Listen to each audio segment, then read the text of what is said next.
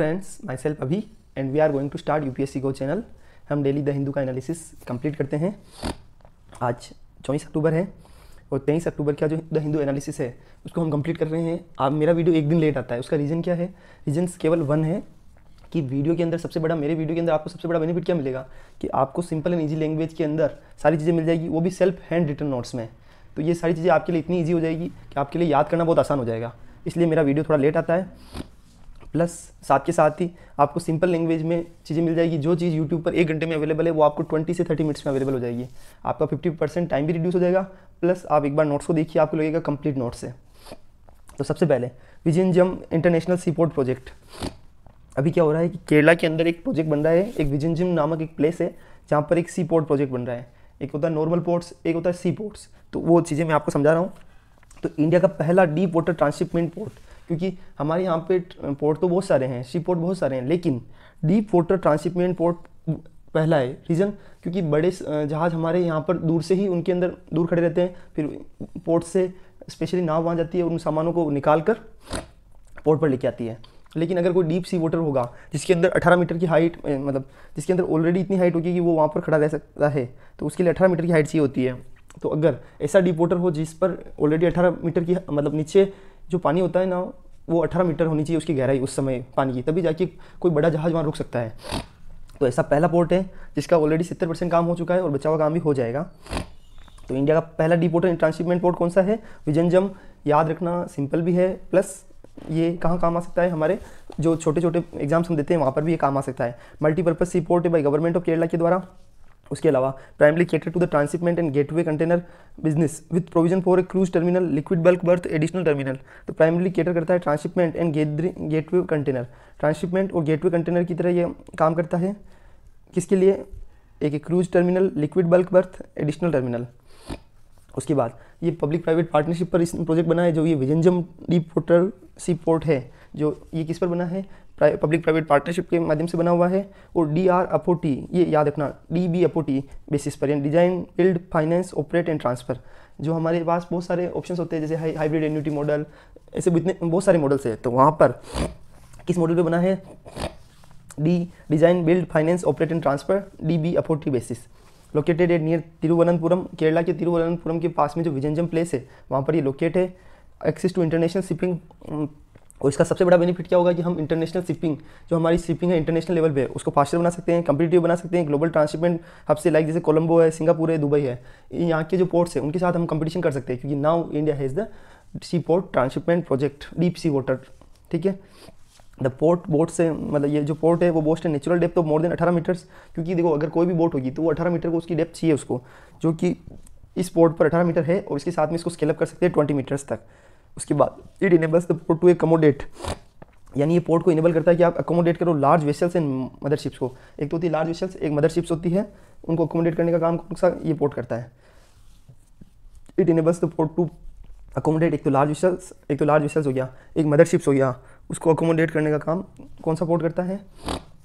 हमारा deep sea water transshipment project. उसके बाद need to India of deep water port, 12 major ports but lack of landslide mega port. ठीक है। Need to India of deep sea port, 1 second है ना। It enable, आज थोड़ी सी मेरी क्या आवाज़ गले में खराश हो रही है सर्दी के कारण, इसलिए आपको थोड़ा सा मेरी आवाज़ का इशू हो रहा होगा, लेकिन भी ऐसा कोई दिक्कत नहीं है, हो जाएगा। It enables the port to accommodate large vessels and motherships. ठीक है। लार्ज वेसल्स एंड मदरशिप, जो बड़ी शिप्स आती है उनको पोर्ट मतलब वहाँ पर खड़ी रहने के लिए स्थान प्रोवाइड करता है। उसके अलावा इंडिया के अंदर डीप वाटर प्रोजेक्ट की जरूरत क्यों है? तो इंडिया के अंदर 12 या 13 मेजर पोर्ट है, बट वहाँ पर एक इंडिया के अंदर मेगा पोर्ट की कमी है, lake of landslide mega port, जो कि बिल्कुल ज़मीन से टच में हो, प्लस पोर्ट ज़मीन से भी टच में हो, प्लस दोनों चीज़ें एक साथ हो, डीप वाटर भी हो वहाँ पे। तो ऐसे पोर्ट की कमी है। फॉरेक्स सेविंग, और इसका सबसे बड़ा बेनिफिट क्या मिलेगा? अगर डीप सी वाटर होगा तो हमारे फॉरेक्स की सेविंग होगी, क्योंकि हमें हमारे जहाज़ को खड़ा करने के लिए किसी दूसरे प्लेस की जरूरत नहीं होगी। प्लस कोई बाहर का जहाज है वो हमारे इस प्रोजेक्ट पर खड़ा रहता है, इस मतलब पोर्ट पर, डीप सी वाटर पोर्ट पर, तो उससे हमारे को फॉरेक्स मिलेगा, फॉरेन डायरेक्ट इन्वेस्टमेंट आएगा, फॉरेक्स की सेविंग होगी, एम्प्लॉयमेंट का जनरेशन होगा, लॉजिस्टिक्स इंफ्रास्ट्रक्चर होगा, इंप्रूव्ड ऑपरेशन होगा। ठीक है। Army to start phasing out Cheetah helicopter from 2027। तो आर्मी ने अभी एक न्यूज़ आई है कि आर्मी स्टार्ट करने वाली है फेस आउट करने के लिए एक तो चीता और एक चेतक हेलीकॉप्टर फ्रॉम 2027 से चेतक हेलीकॉप्टर और जो चीता हेलीकॉप्टर है उसको फेस आउट करने के लिए आर्मी ने इनिशिएट ले लिया है। तो डिफेंस एक्विजिशन काउंसिल होती है, यही डिसाइड करती है, वो उनकी सुप्रीम बॉडी है किसकी? आर्मी की। जो ये काम डिसाइड करने का काम करती है। और ये कब बनी थी? जब कारगिल वॉर हुआ था 1999, उसके बाद में ही इसकी स्थापना हुई थी। तो अभी उसके बाद इसको पढ़ लेते हैं, लाइट यूटिलिटी हेलीकॉप्टर। तो लाइट यूटिलिटी हेलीकॉप्टर का काम क्या है? ये रिप्लेस करेगा किसको? चीता, जो चेतक हेलीकॉप्टर्स है उनको रिप्लेस करने का काम कौन सा हेलीकॉप्टर करेगा? Light utility helicopter. ये 3 ton class new generation single engine helicopter है, जो कि डिजाइन एंड डेवलप किसके द्वारा किया गया है? हिंदुस्तान एरोनॉटिक्स लिमिटेड के द्वारा, HAL के द्वारा डिजाइन एंड डेवलप किया गया है। कौन सा?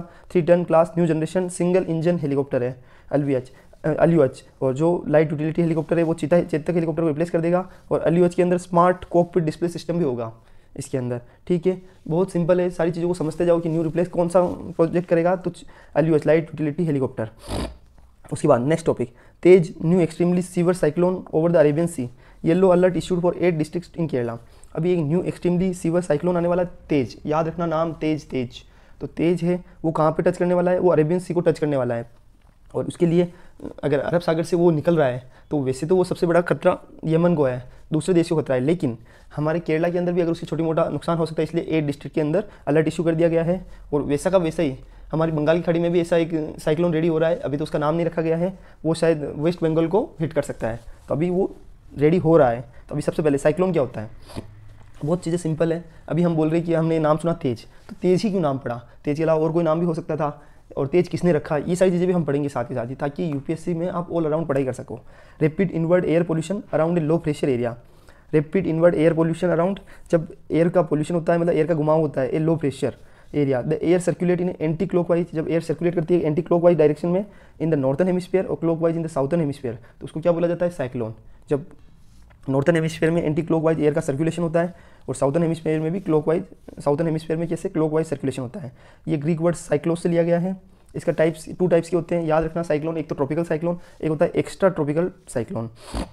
ट्रॉपिकल साइक्लोन कहाँ होगा? जो हमारी कर्क रेखा और मकर रेखा के बीच में जो जगह है, यानी ट्रॉपिक ऑफ कैंसर और ट्रॉपिक ऑफ कैप्रिकॉर्न है, उसके बीच में जो रीजन है वहाँ पर ट्रॉपिकल साइक्लोन डेवलप होता है। और एक्स्ट्रा ट्रॉपिकल साइक्लोन कहाँ होता है? इसको टेम्परेट साइक्लोन भी बोला जाता है, मिडिल लेटीट्यूड साइक्लोन भी बोला जाता है, जो कि टेम्परेट जोन के अंदर होता है। हाई लेटीट्यूड जोन होता है, उसके अंदर कौन सा साइक्लोन आता है? Extra tropical cyclone. ठीक है, अब ये भी समझ लो कि ट्रॉपिकल साइक्लोन की प्रोसेस क्या रहती है। देखो मैं सिंपल हिंदी में समझा देता हूँ कि सबसे पहले क्या होता है, वाटर, हवा का वाष्पीकरण होता है और धीरे धीरे वार्म ओशन हवा से वाष्प होकर ऊपर उठती है। उससे क्या होता है? बादलों का निर्माण होता है चारों तरफ। और जब ऊपर बादलों का निर्माण हो जाता है तो अब क्या होता है कि एक ही जगह, मतलब जिस जगह से साइक्लोन बनने वाला है वहाँ ऊपर तो चारों तरफ बादलों का निर्माण हो चुका है। अब धीरे धीरे वहाँ की हवा गर्म होती जाएगी और ऐसे मतलब एंटी क्लॉकवाइज क्लॉकवाइज घूमना स्टार्ट करेगी। धीरे धीरे उसका लो प्रेशर और प्रेशर बढ़ता जाएगा और हवा और ज़्यादा सर्कुलेट होगी, क्योंकि ऊपर तो बादल है। तो अब धीरे धीरे बादल और सघन होते जाएंगे और एंटी साइक्ल मतलब वो जो हवा है सर्कुलेट होना धीरे धीरे स्टार्ट हो जाएगी। और एक टाइम ऐसा आ जाएगा कि इतनी ज़्यादा सर्कुलेट करेगी कि वो हवा को आगे धक्का देगी और उससे किसका निर्माण होगा? साइक्लोन का। तो transfer of water vapour and heat from the warm ocean to the air, it encourage formation of vertical cumulus clouds due to rising air. मैंने आपको समझा दिया कि ऊपर बादल का निर्माण हो जाता है जब एक ट्रॉपिकल स्ट्रीम इंटेंसिफाइज, जब ट्रॉपिकल स्टॉर्म धीरे धीरे क्या होगा? ट्रॉपिकल स्टॉर्म यानी भूकंप इंटेंसिफाई होने लग जाएगा, मतलब मजबूत थी, गहराई पकड़ने लग जाएगा, तब एयर राइज होगा थंडर स्टॉर्म और धीरे धीरे वो चक्रवात का रूप ले लेगा, साइक्लोन का रूप ले लेगा। और ट्रॉपिकल साइक्लोन कब धीरे स्लो हो जाता है? जब वो उसके मेच्योर स्टेज को क्रॉस कर देता है, मतलब एक बार हाईएस्ट पॉइंट पे जाएगा, उसके बाद धीरे धीरे वो स्लो होता जाएगा और चक्रवात धीरे धीरे उसकी हवा उस जो हमारा देश है, कंट्री यमन की ओर तेज़ की जैसे जैसे बढ़ती जाएगी और धीरे धीरे पीछे से लो प्रेशर डाउन होता जाएगा और जैसे जैसे डाउन होगा आप सोचिए वो बादलों को भी साथ में ले जाता है। इसी कारण चक्रवात के टाइम बारिश भी होती है साइक्लोन के टाइम पे। तो लो प्रेशर बन जाएगा आफ्टर ए मेच्योर स्टेज के बाद में धीरे धीरे लो प्रेशर बनेगा और ट्रॉपिकल साइक्लोन धीरे धीरे वीकन होता जाएगा। अब साइक्लोन अदर नेम, साइक्लोन के अदर नेम क्या है? हमने ट्रॉपिकल साइक्लोन तो पढ़ लिया है, पर ट्रॉपिकल साइक्लोन की अदर नेम क्या है? तो सबसे पहले उसको टाइफून बोला जाता है। कहाँ पे? चाइना के अंदर और पैसिफिक ओशन के अंदर ट्रॉपिकल साइक्लोन का क्या नाम है? टाइफून। याद रखना बहुत इंपॉर्टेंट है, इसका ऑलरेडी क्वेश्चन यूपीएससी में आ गया है कि विली विली का मतलब क्या है? तो विली विली एक साइक्लोन है जो कि ऑस्ट्रेलिया के अंदर होता है। तो विली विलीज कहाँ होता है? ऑस्ट्रेलिया में। टोर्नाडोस कहाँ होता है? वेस्ट अफ्रीका यूएसए के अंदर टोर्नाडोस बोला जाता है। हरिकेन का अटलांटिक ओशियन एंड कैरिबियन सी के अंदर हरिकेन बोला जाता है। टाइफून, हरिकेन, टोर्नाडोस, विली विली और ट्रॉपिकल साइक्लोन कहाँ बोला जाता है? इंडिया के अंदर उसी साइक्लोन को ट्रॉपिकल साइक्लोन बोला जाता है। और हरिकेन कहाँ बोला जाता है? कैरिबियन सी और अटलांटिक ओशियन के अंदर। ठीक है, ये सारी चीज़ें आपको समझ में आ गई है। उसके अलावा process of extra tropical cyclone की प्रोसेस क्या रहती है? तो देखो एक्स्ट्रा ट्रॉपिकल साइक्लोन तो वैसे भी लो प्रेशर ही होता है, वो ज़्यादा इतना ट्रॉपिकल साइक्लोन की तरह घातक और मतलब मजबूत नहीं होता है, क्योंकि जैसे जैसे हवा गर्म होती है और जैसे जैसे हवा गर्म होती है तो लो प्रेशर बनता है। और सबसे ज़्यादा गर्मी कहाँ पड़ेगी? ट्रॉपिकल साइक्लोन, ट्रॉपिकल एरिया के अंदर जो होता है कि ट्रॉपिकल एरिया होता है मतलब ट्रॉपिक ऑफ कैप्रिकॉर्न और ट्रॉपिक ऑफ कैंसर के बीच वाले एरिया में सबसे ज़्यादा सूरज की हीट पड़ती है। उसी कारण लो प्रेशर भी ज़्यादा जनरेट होता है, और जितना ज़्यादा लो प्रेशर होगा उतना ज़्यादा एयर का वाष्पीकरण होगा और उतना ज़्यादा सघन बादल बनेंगे। तो ये तो हो गया ट्रॉपिकल एरिया के अंदर। लेकिन एक्स्ट्रा ट्रॉपिकल साइक्लोन होता है, उसके अंदर इतनी दिक्कत नहीं है। वार्म ह्यूमिड एरिया के अंदर ड्राई कोल्ड एयर मास होता है फ्रॉम द पोल्स। इसके अंदर क्या होगा? सिर्फ इसके अंदर जो वार्म ह्यूमिड एयर होगी वो क्या करेगी? ड्राई कोल्ड एयर के साथ में मैच हो जाएगी या मिल जाएगी। और कोल्ड एयर मास ज़्यादा डेंसर होती है, वार्म एयर मास और कोल्ड एयर मास ज़्यादा डेंसर होती है, तो वो क्या करेगी? वार्म एयर मास को पुशअप करेगी, धक्का देगी और लो प्रेशर क्रिएट होगा और साइक्लोन क्रिएट हो जाएगा। बट इसका साइक्लोन इतना मजबूत नहीं होता, इतना घातक नहीं होता है। अब साइक्लोन का नेमिंग कैसे होती है? हमने ये तो बोल दिया, हमने सारी चीज़ें पढ़ ली, लेकिन कैसे ट्रॉपिकल साइक्लोन है या किसी भी साइक्लोन का नेमिंग कैसे क्या होगी? तो इसके लिए क्या 13 देश बने हुए हैं जो ट्रॉपिकल साइक्लोन का नाम डिसाइड करते हैं। मैं नाम बता रहा हूँ। 2000 के अंदर एक group of nation called world meteorological organisation, जिसको WMO बोला जाता है, वर्ल्ड मेट्रोलॉजिकल ऑर्गेनाइजेशन। उसके अंदर एक तो बांग्लादेश है, इंडिया है, मालदीव है, याद रखना ये नेम, ये सारे बहुत इंपॉर्टेंट है। म्यांमार है, ओमान है, पाकिस्तान है, श्रीलंका है, थाईलैंड है। इन्होंने साइक्लोन को नाम देना स्टार्ट किया 2000 की बात है। उसके बाद जब 2018 के अंदर WMO के अंदर 5 मेंबर्स और जोड़ दिया गया, Iran, Qatar, Saudi Arabia, UAE, Yemen, ठीक है, 5 देशों को और जोड़ दिया। अभी क्या होता है कि ये सभी ने देश, जितने भी 13 देश है, वो नाम को सजेस्ट करते हैं। उनमें से कोई भी एक नाम को लिया जाता है जो कि, और वो कौन डिसाइड करते हैं? जिसको एक बॉडी डिसाइड करती है। All countries should suggest name, this is accepted by the panel on tropical cyclone. एक ट्रॉपिकल साइक्लोन पर एक पैनल बना हुआ है, उसको वो अप्रूव एक्सेप्ट करने का काम कौन करता है? Panel on tropical cyclone that finalize the selection. अब propose name should be neutral to, वो पॉलिटिक्स, उसके अंदर ऐसा कोई भी नाम नहीं होना चाहिए जो किसी की पॉलिटिकल, किसी भी कंट्री के विरोध में हो, ठीक है। उसके अलावा रिलीजियस बिलीव्स को खतरे में पहुंचा रहा हो, यानी किसी भी देश के धर्म के विरुद्ध हो, कल्चर को नुकसान पहुंचा रहा हो, कल्चर के खिलाफ नहीं हो, न्यूट्रल, यानी ना इधर की बात करता हो ना उधर की बात करता हो। और जेंडर, हर चीज़ से न्यूट्रल हो, यानी आप बार बार ऐसे साइक्लोन का नाम रख रहे हो जो कि मेल साइक्लोन है, तो उसमें कोई लिखा तो है नहीं कि साइक्लोन मेल होता है या फीमेल होता है, तो आप न्यूट्रल होने चाहिए चारों एस्पेक्ट से। उसके अलावा name should not be cruel और र्यूड, नेम ऐसा नहीं होना चाहिए जो क्रूअल और र्यूड, यानी ऐसा कि बहुत ही ज़्यादा बेकार, ऐसा नाम भी नहीं होना चाहिए। उसके बाद एक सबसे इंपॉर्टेंट लाइन याद रखना, मैक्सिमम लेंथ ऑफ इस नेम, जो साइक्लोन का जो मैक्सिमम लेंथ है वो कितनी होनी चाहिए? 8 लेटर्स की, यानी 8 लेटर से ज़्यादा नाम नहीं होना चाहिए। अभी तेज नेम है तो ये कितना है? 3 लेटर्स का, तो 8 लेटर से ज़्यादा मैक्सिमम नाम, ये इसकी गाइडलाइंस में लिखा हुआ है। और ये क्वेश्चन UPSC में आ भी सकता है कि कितने कंट्रीज होती है? 13 कंट्रीज डिसाइड करती है। कौन एक्सेप्ट करता है? तो पैनल ऑफ, जो panel on tropical cyclone decide करता है। उसके अलावा इसकी मैक्सिमम लेंथ 9 लेटर्स हो सकती है। एग्जाम्पल, तो हमको क्या लिखना है? रॉन्ग स्टेटमेंट, इसकी मैक्सिमम लेंथ 8 लेटर्स मतलब 8 लेटर्स हो सकती है। Name should not be repeated, और नेम रिपीट भी नहीं होना चाहिए, या याद रखना, name should not be repeated, यानी तेज एक बार रहने दिया तो वापस तेज नहीं रहेगा। सारे टॉपिक हमने साइक्लोन को पढ़ लिया, साइक्लोन की नेमिंग क्या होती है, वर्ल्ड वाइड से ट्रॉपिकल साइक्लोन को क्या जाना जाता है, ये सारे टॉपिक्स हमने कंप्लीट कर लिए हैं। तो आप सोचिए हमने इसको 360 डिग्री के अराउंड इसको पढ़ा है।